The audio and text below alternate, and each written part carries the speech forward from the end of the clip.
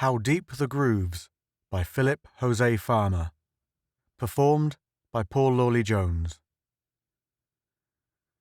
Always in control of himself, Dr. James Carrode lowered his voice. He said, "You will submit to this test. We must impress the secretary. The fact that we're willing to use our own unborn baby in the experiment will make that impression a deeper one." Dr. Jane Carrode, his wife, looked up from the chair in which she sat. Her gaze swept over the tall, lean figure in the white scientist's uniform and the 2 rows of resplendent ribbons and medals on his left chest. She glared into the eyes of her husband. Scornfully she said, "You did not want this baby. I did, though now I wonder why. Perhaps because I wanted to be a mother, no matter what the price. Not to give the state another citizen. But now we're going to have it, you just want to exploit it even before it's born, just as—" Harshly he said, "Don't you know what such talk can lead to?" "Don't worry. I won't tell anyone you didn't desire to add to the state. Nor will I tell anybody how I induced you to have it." His face became red, and he said, "You will never again mention that to me. Never again. Understand?" Jane's neck muscles trembled, but her face was composed. She said, "I'll speak of that to you whenever I feel like it, though God knows I'm thoroughly ashamed of it. But I do get a certain sour satisfaction out of knowing that, once in my life, I managed to break down that rigid self-control. I made you act like a normal man, one able to forget himself in his passion for a woman. Dr. Carrode, the great scientist of the state, really forgot himself then." She gave a short, brittle laugh and then settled back in the chair as if she would no longer discuss the matter. But he would not, could not, let her have the last word. He said, "I only wanted to see how it felt to throw off all restraints. That was all, an experiment. I didn't care for it. It was disgusting. It'll never happen again." He looked at his wristwatch and said, "Let's go. We must not make the secretary wait."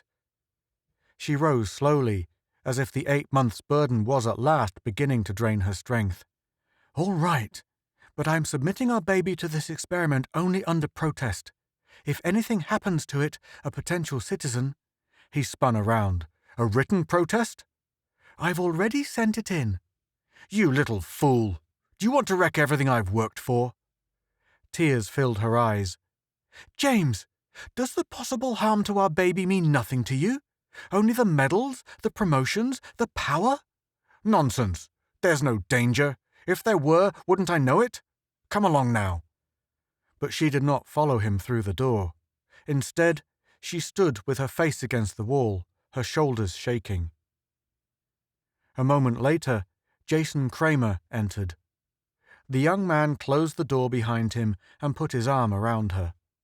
Without protest, she turned and buried her face in his chest. For a while, she could not talk but could only weep.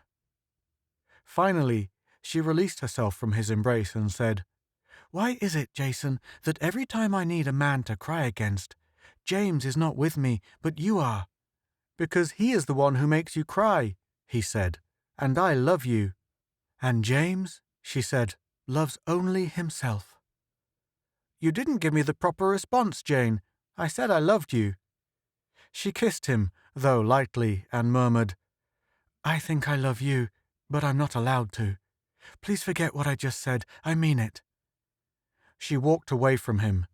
Jason Kramer, after making sure that he had no lipstick on his face or uniform, followed her. Entering the laboratory, Jane Carrode ignored her husband's glare and sat down in the chair in the middle of the room. Immediately thereafter, the Secretary of Science and 2 security bodyguards entered. The secretary was a stocky, dark man of about 50. He had very thick black eyebrows that looked like pieces of fur pasted above his eyes. He radiated the assurance that he was the master, in control of all in the room. Yet he did not, as was nervously expected by James Carrode and Jason Kramer, take offense because Jane did not rise from the chair to greet him. He gave her a smile, patted her hand, and said, "Is it true you will bear a male baby?" "That is what the tests indicate," she said. "Good. Another valuable citizen. A scientist, perhaps, with its genetic background." Annoyed because his wife had occupied the center of the stage for too long, Dr. James Carrode loudly cleared his throat. He said, "Citizens, honored secretary, I've asked you here for a demonstration because I believe that what I have to show you is of utmost importance to the state's future. I have here the secret of what constitutes a good or bad citizen of the state."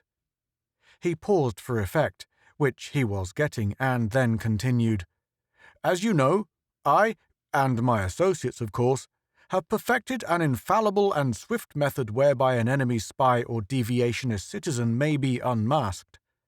This method has been in use for 3 years. During that time, it has exposed many thousands as espionage agents, as traitors, as potential traitors." The secretary looked interested. He also looked at his wristwatch. Dr. Carrode refused to notice. He talked on at the same pace. He could justify any amount of time he took, and he intended to use as much as possible. "My Department of Electroencephalographic Research first produced the devices delicate enough to detect the so-called Rho waves emanated by the human brain, the Rho or semantic waves. After 10 years of hard work, I correlated the action of the Rho waves in a particular human brain with the action of the individual's voice mechanisms. That meant, of course, that we had a device which mankind has long dreamed of, pardon the term, mind-reading machine." Carrode purposely avoided scientific terminology. The secretary did have a PhD in political science, but he knew very little of any biological science. James Kramer, at a snap of the fingers by Carrode, wheeled a large, round, shining machine to a spot about 2 feet in front of Jane. It resembled a weird metallic antelope, for it had a long, flexible neck, at the end of which was an oval and eyeless head with 2 prongs like horns. These pointed at Jane's skull. On the other side of the machine, Service 3, was a round glass tube, the oscilloscope. Carrode said, "We no longer have to attach electrodes to the subject's head. We've made that method obsolete.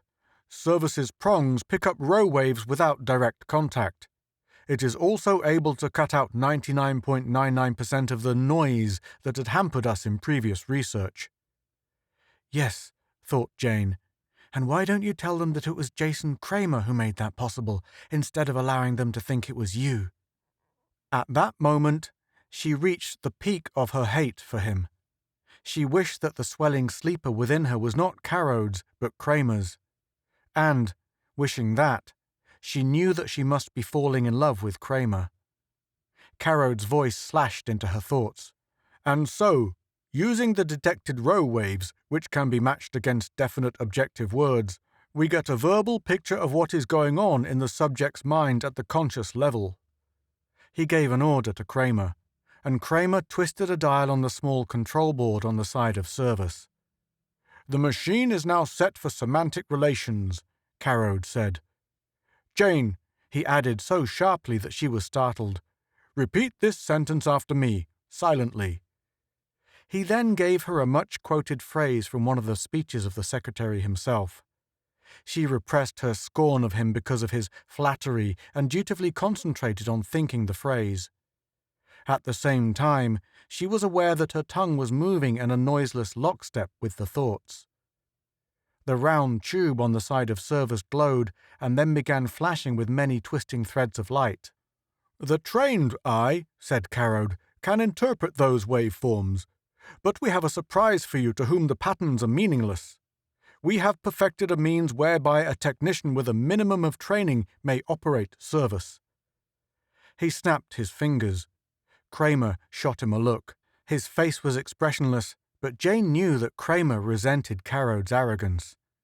Nevertheless, Kramer obeyed. He adjusted a dial, pushed down on a toggle switch, rotated another dial. A voice, tonelessly and tinnily mechanical, issued from a loudspeaker beneath the tube. It repeated the phrase that Carrode had given and that Jane was thinking. It continued the repetition until Kramer, at another finger snap from Carrode, flicked the toggle switch upward. "As you have just heard," said Carrode triumphantly, "we have converted the waveforms into audible representations of what the subject is thinking." The secretary's brows rose like two caterpillars facing each other, and he said, "Very impressive."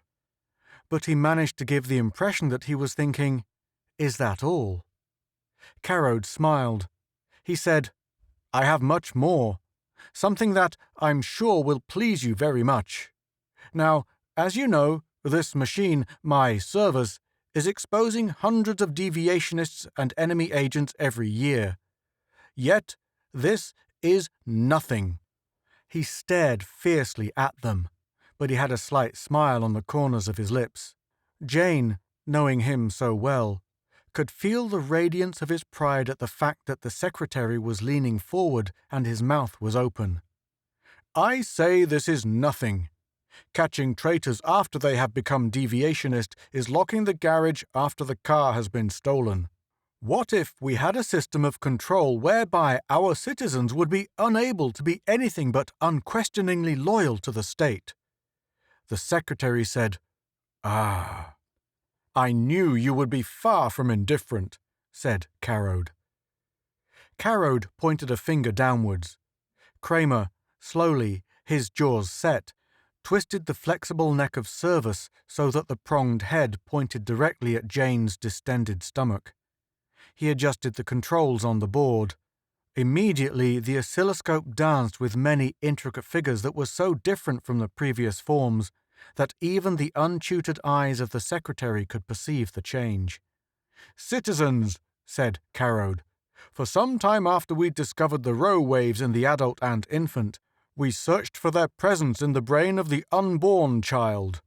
We had no success for a long time, but that was not because the rho waves did not exist in the embryo.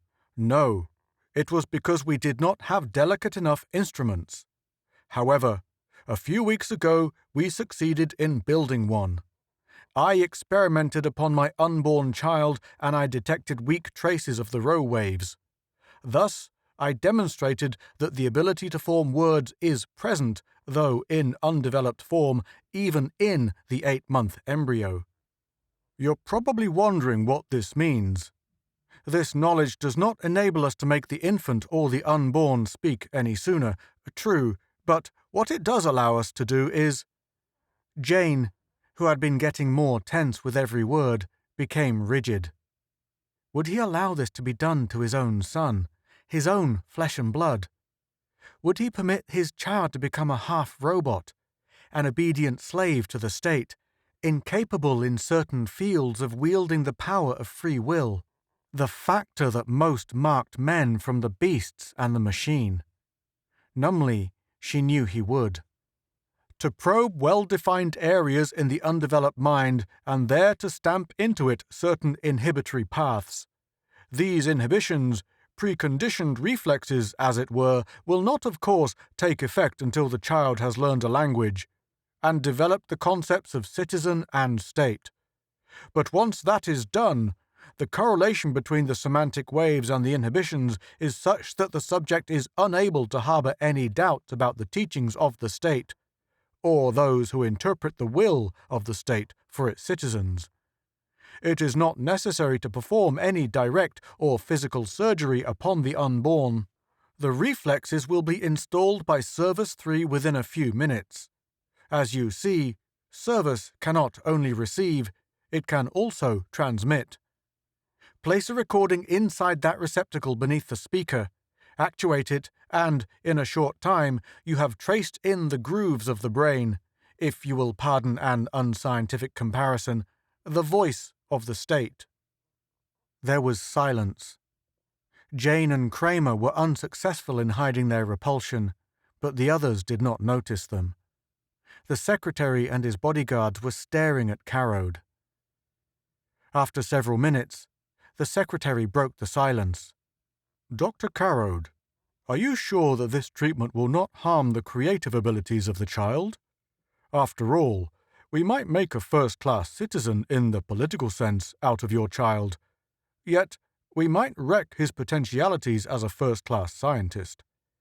If we do that to our children, we lose out in the technological race, not to mention the military. We need great generals, too. Absolutely not, replied Carrode, so loudly and flatly that the secretary was taken aback. My computations, rechecked at least a dozen times, show there is no danger whatsoever.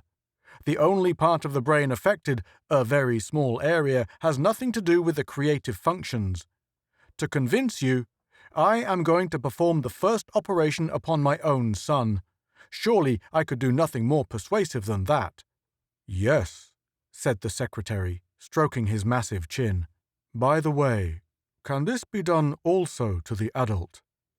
Unfortunately, no, said Carrode.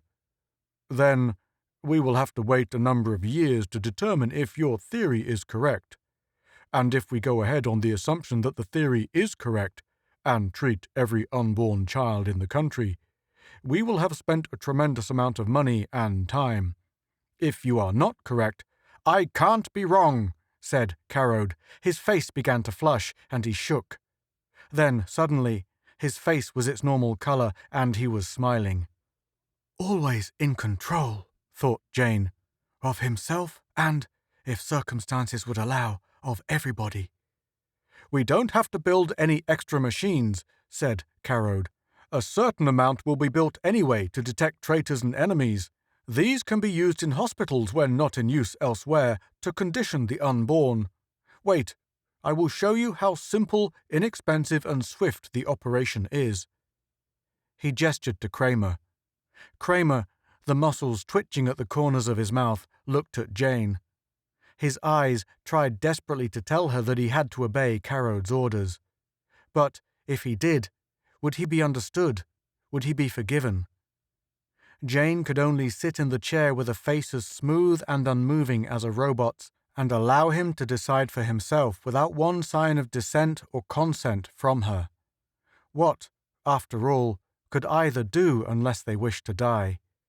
Kramer adjusted the controls. Even though Jane knew she would feel nothing, she trembled as if a fist were poised to strike. Bright peaks and valleys danced on the face of the oscilloscope. Carrode, watching them, gave orders to Kramer to move the prongs in minute spirals. When he had located the area he wished, he told Kramer to stop. We have just located the exact chain of neurons which are to be altered. You will hear nothing from the speaker because the embryo, of course, has no language. However, to show you some slight portion of Service's capabilities, Kramer will stimulate the area responsible for the rho waves before we begin the so-called inhibiting. Watch the scope. You'll see the waves go from a regular pulse into a wild dance. The cyclopean eye of the oscilloscope became a field of crazed lines, leaping like a horde of barefooted and wire-thinned fakirs on a bed of hot coals. And a voice boomed out. Nusay, wanna dink? Jane cried out, God, what was that? The secretary was startled. Kramer's face paled. Carrode was frozen. But he recovered quickly, and he spoke sharply. Kramer, you must have shifted the prongs so they picked up Jane's thoughts. I never touched them. Those were not my thoughts, said Jane. Something's wrong, said Carrode needlessly. Here, I'll do the adjusting. He bent the prongs a fraction, checked the controls, and then turned the power on again. The mechanical voice of Service spoke again. What do you mean? What are you saying? My father is not crazy. He's a great scientist, a hero of the state. What do you mean? Not any more? The secretary leaped up from the chair and shouted above Service's voice, What is this? Carrode turned the machine off and said, I don't know. Jane had never seen him so shaken. Well, find out. That's your business. Carrode's hand shook. One eye began to twitch, but he bent again to the adjustment of the dials. He directed the exceedingly narrow beam along the area from which the semantic waves originated.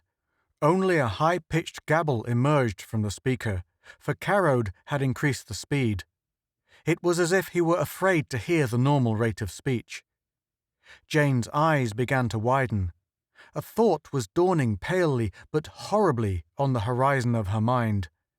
If, by some intuition, she was just beginning to see the truth. But no, that could not be. But, as Carrode worked, as the beam moved, as the power was raised or lowered, so did the voice, though always the same in tone and speed, change in phrase. Carrode had slowed the speed of detection and individual words could be heard, and it was obvious that the age level of the speaker was fluctuating. Yet, throughout the swiftly leaping sentences, there was a sameness, an identity of personality. Sometimes it was a baby just learning the language. At other times, it was an adolescent or young boy. "Well, man, what is it?" bellowed the secretary. The mysterious voice had struck sparks off even his iron nerves. Jane answered for her husband. "I'll tell you what it is. It's the voice of my unborn son." "Jane, you're insane," said Carrode. "No, I'm not, though I wish I were." "God, he's at the window," boomed the voice. "And he has a knife. What can I do? What can I do?" "Turn that thing off until I get through talking," said Jane. "Then you can listen again and see if what I am saying isn't true." Carrode stood like a statue, his hand extended towards the toggle switch but not reaching it. Kramer reached past him and flicked the switch. "James," she said, speaking slowly and with difficulty, "you want to make robots out of everyone. Except, of course, yourself and the state's leaders. But what if I told you that you don't have to do that? That nature or God or whatever you care to call the Creator has anticipated you, and done so by several billion years? No, don't look at me that way. You'll see what I mean.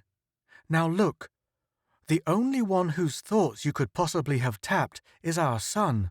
Yet, it's impossible for an unborn baby to have a knowledge of speech. Nevertheless, you heard thoughts originated by a boy seeming to run from the first years of speech up to those of an adolescent. You have to admit that, even if you don't know what it means. Well, I do." Tears running down her cheeks. Choking, she said, "Maybe I see the truth where you don't because I'm closer to my baby. It's part of me. Oh, I know you'll say I'm talking like a silly woman. Maybe. Anyway, I think that what we've heard means that we, all of humanity without exception, are machines. Not steel and electrical robots, no, but still machines of flesh, engines whose behavior, motives, and very thoughts, conscious or unconscious, spring from the playing of protein tapes in our brains." "What the hell are you talking about?" said Carrode. "If I'm right, we are in hell," she said, "through no fault or choice of ours. Listen to me before you shut your ears because you don't want to hear, can't hear. Memories are not recordings of what has happened in our past, nor do we act as we will. We speak and behave according to our memories, which are not recorded after the fact. They're recorded before the fact. Our actions are such because our memories tell us to do such. Each of us is set like a clockwork doll. Oh, not independently, but intermeshed, working together, synchronized as a master clock or master plan decrees. And all this time we think we are creatures of free will and chance. But we do not know there isn't such a thing as chance. That all is plotted and foretold, and we are sliding over the world through time in predetermined grooves. We, body and mind, are walking recordings. Deep within ourselves, a molecular needle follows the grooves, and we follow the needle.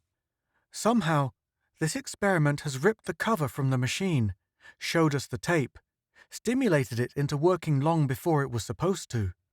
Suddenly, she began laughing, and between laughing and gasping, she said, "What am I saying? It can't be an accident. If we have discovered that we're puppets, it's because we're supposed to do so." "Jane, Jane," said Carrode, "you're wild, Wild, foolish woman's intuition. You're supposed to be a scientist. Stop talking. Control yourself. The secretary bellowed for silence and, after a minute, succeeded. He said, Mrs. Carrode, please continue. We'll get to the bottom of this. He too was pale and wide-eyed, but he had not gotten to his position by refusing to attack. She ordered Kramer to run the beam again over the previous areas. He was to speed up the process and slow down only when she so directed. The result was a stream of unintelligibilities. Occasionally, when Kramer slowed service at a gesture from Jane, it broke into a rate of speech they could understand. And when it did, they trembled.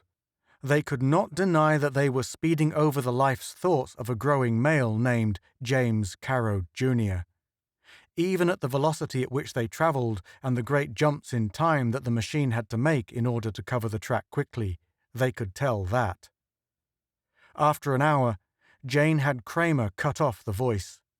In the silence, looking at the white and sweating men, she said, "We are getting close to the end. Should we go on?" Hoarsely, the secretary shouted, "This is a hoax. I can prove it must be. It's impossible.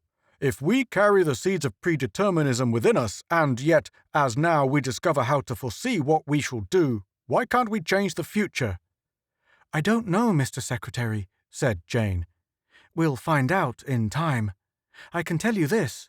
If anyone is preset to foretell the future, he'll do so. If no one is, then the problem will go begging. It all depends on whoever wound us up." "That's blasphemy!" howled the secretary, a man noted for his belligerent atheism. But he did not order the voice to stop after Jane told Kramer to start the machine up again. Kramer ran service at full speed. The words became a staccato of incomprehensibility. The oscilloscope, an almost solid blur. Flickers of blackness told of broad jumps forward, and then the wild, intertwined lightning resumed. Suddenly, the oscilloscope went blank, and the voice was silent. Jane Carrode said, "Backtrack a little, Jason, and then run it forward at normal speed." James Carrode had been standing before her, rigid, a figure seemingly made out of white metal, his face almost as white as his uniform.